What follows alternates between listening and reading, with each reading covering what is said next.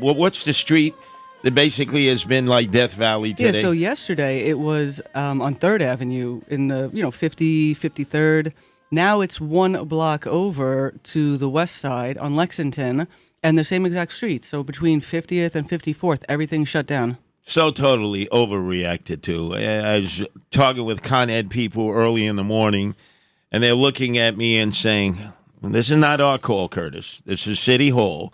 And we saw a number of workers out there in full hazmat gear, visors, Playtex gloves, masked up, couldn't speak English at all. So I guess they hired them from the Roosevelt Hotel. And this is the same Con Ed that's going up twice in rates by next year. So FYI. Yeah, exactly. And they're wiping everything down. I said, guys, it's too late. This is really what you're paying for, the quality service right here. Right. If the asbestos was in the air, people have already inhaled it and exhaled it. It's too late. But what the hell? The city has to act like, they're on top of things, like they're going to take care of us, where in reality, don't worry about asbestos flying in the air. This is not the type of asbestos that is going to harm anybody.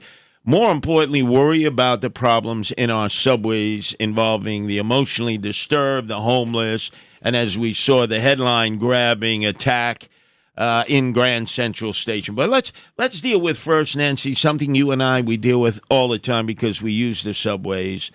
A situation where you're sitting there, you're minding your own business, and somebody immediately just says to you, "Hey, lady, who you looking at? Hey, who you looking at?"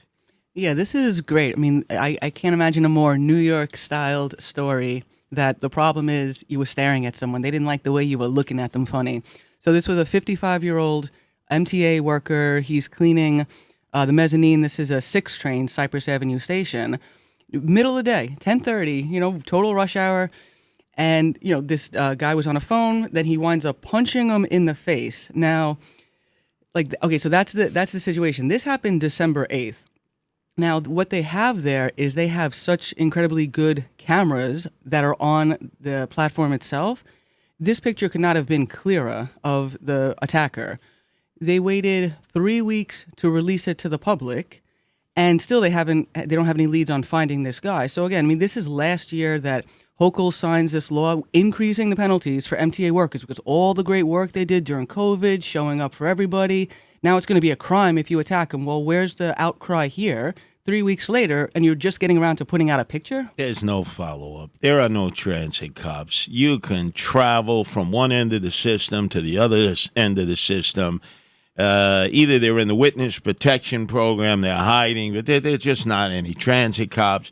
Momentarily, we're going to discuss how another city is pimping off of Eric Adams' ride by deciding we don't want cops, we want robots. Yeah, how's that working out at the Times Square station? But before we get into that, 3 weeks, this is an MTA worker, right? This is one of their workers who gets smashed in the face. They have video evidence of this. They could have put it out that night. They probably would have had a pretty good chance of some citizen seeing the person, identifying them, and making a collar. And they put it out 3 weeks later. I mean, and again, the whole rush to, push all these technological innovations. Oh, this is going to help us solve crime. Well, first of all, it didn't stop anything. It's not going to stop anything. But the only purpose it could serve, which is telling the public who this person is, and you have a clear picture. You could have been hanging up pictures of this individual at that subway station. Chances are people are repetitively using the same station. Someone would have known him. They would have come home. They would have seen it. And this could have been handled several weeks ago. But it shows that how little priority there is. This is a felony now to assault an MTA worker. They're considered essential workers, and yet no priority. No, they don't even take care of their very own. So why would they take care of anyone who's stupid enough to pay the fare, as we see increasing numbers of people conduct fare evasion? They're going under the turnstiles, over the turnstiles, through the emergency gates. 20% have chosen not to pay each day when they ride the subway, 40% on the buses. So that's why we're going to end up with congestion pricing just to offset that loss. Now, the big story of the day, back-to-back, belly-to-belly, the last 3 days. You had a guy who's paranoid, delusional, schizophrenic, bipolar disorder. His name is infamous now, Stephen Hutchinson. He's sitting in the top deck of Grand Central Station. They have some restaurants that are open there. One is a French restaurant. It's 11:30 in the morning. The staff asks him to leave. He's sitting in one of the seats. He says, "I'll leave. I don't want the white man to get you." That should have been a signal right there. Like, huh? I'll leave. I don't want the white man to get you. So he walks around Grand Central like a lot of homeless and emotionally disturbed persons do, and he decides to come back, and he then sits down again, and he says, "I'm sitting here because I don't want to sit with black people. I want to sit with crackers." Strike two, right? Me. Crazy, psycho here. You would think by then everybody would know this guy was dangerous, but this is so common in New York City now that you run across people who are delusional like this that some people don't even think twice.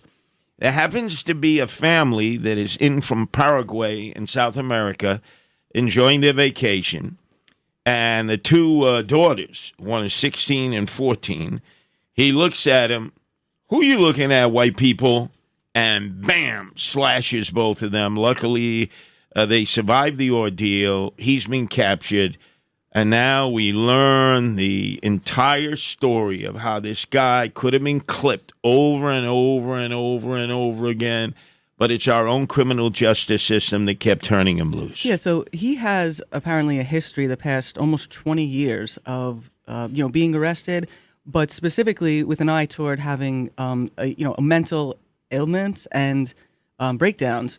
So the most recent, we have November 7th, November 27th, December 5th. These are three separate instances in which the cops were called. He was outside a building in the Bronx. In one time, he was outside the building on a fire escape, yelling, screaming. All three of those times, the NYPD brought this individual in for a psych evaluation, and he was released the very next day. So, again, to the point of saying, Kendra's law, we're going to have people evaluated even against their wishes. Well, apparently the evaluation system isn't sufficient because they keep cutting this guy loose. By the way, Diego, you like Panera Bread? You like to go to Panera Bread? Yeah. You like that, Matt Meany, Panera Bread? Sure. This guy was behind the counter at Panera Bread recently selling you items at Panera Bread. Yeah. And, by the way, if you look at his Facebook, again, this is Stephen Hutchinson. No doubt he was a listener to Frank Morano overnight here, the other side of midnight. He was into conspiracy theories, watching Malcolm X YouTube videos, war videos, and how to fight with a knife. Very instructional for a crazy guy out there who is desperately in need of help. When he was at Panera Bread working, he could get a coffee break. And he would say, was the FBI just here? Did they put poison in my coffee? Do. You would think fellow workers right then would have said, we got a problem here. Nah, finish your coffee break. Just go back to taking care of the customers at Panera Bread. Unbelievable. 17 arrests. And the judge who kept cutting him loose, here he is, appointed by Eric Adams, Judge Matthew Greco, who apparently against the wishes of the Bronx DA, Darcel Clark, who is as bad as Alvin Bragg. But even on this one, Darcel Clark said, you got to commit this guy to a psychiatric institution. Yeah, so this is even further along than the NYPD making that on-site analysis that someone needs to see this type of professional. This person's before the court system, and to your point, the prosecutor is making this request, which is for no reason that makes any sense being denied by the judge, because all the judge has to do is look at his history and the amount of times that he's been committed.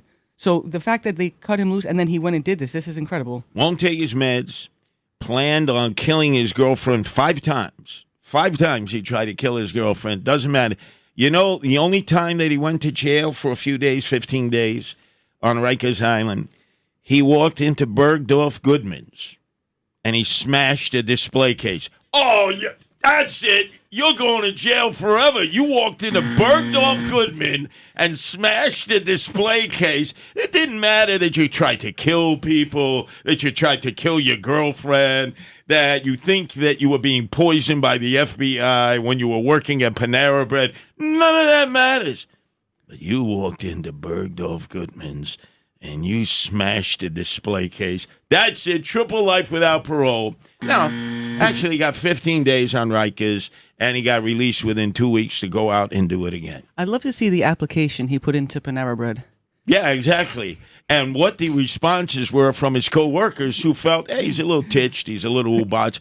What else is different about him from other New Yorkers? Which manager said, this is a good hire right here? Oh, by the way, speaking of managers, we're going to give you an update on the McDonald's where I made my bones and started the Guardian Angels in 1979, February, when I was the night manager. It has been permanently closed because it was so out of control. And I'm going to explain to you the measures that I use to keep it in control. That's coming up.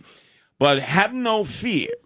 For all of you who wonder why we don't have enough police, why the police are handcuffed, why they can't do their job, although let's give a shout out to the Port Authority again, who expeditiously yesterday took less than a half hour to arrest 26 of the Hamas crazies who decided in a caravan to block the entrance to JFK in a car caravan.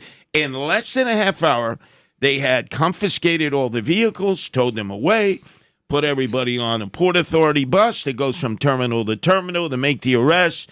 And they did that within less than a half hour. And you can actually see the pictures. When they made arrests, all of the Hamas supporters were sitting on the curb, very docile, very placid, very unlike when they are with the NYPD when they're swinging and winging at them. But I will tell you the one thing, there is help on the way. First it was New York, now Denver. What is going to be the answer to hiring more cops, Nancy? Well, I'm pretty sure it's robots at this point. Everyone, I'm pretty sure, is aware of the robot that wanders on the MTA subway, 42nd Street, which is only allowed out overnight and needs some security personnel to safeguard it while it's patrolling. But this isn't the first time. So now we have the precursor to this. About a year ago, Denver parking lots. They employed two of these, the same exact one. So this is the same company, the Nightscope company, where they look like the little R2-D2 thing. Sure. And then rolling around. Now, this one's a little more advanced than the one we have rolling around the subway because it can detect things like gunshot. It can detect fires. It also warns people if they're hanging out too long in the parking garage. Oh, you mean it warns them they're loitering? It does a countdown to tell you to get out, and if you're not out by the time the countdown's over, then it calls in its human counterpart. So so this is now this same exact company. This is the one that has our one on MTA. When they first came out 2017, they were patrolling in Washington D.C. and it went into a fountain and it drowned. So it doesn't really have a good past history. This apparently. So let's get this straight. The first prototype drowned in a fountain in Washington, D.C. The second prototype, hired by Eric Adams instead of human cops, is in Times Square behind police barricades protected by two uniformed cops because they were afraid that they'll vandalize it, graffiti it, and push it into an oncoming train. So the better prototype is in Denver. Yes. Where if they see you loitering, they count down to 10. Yeah. And then they say, okay, we warned you. Now we're calling in the real police. I feel so much safer and so much better. Not. Up next, the racket of the migrant industry as personified here in New York City by Eric Adams and how he gets wine-dined and pocket-lined by companies and then gives out ancillary gifts to the friends of Eric Adams due to your generosity as taxpayers here in New York City.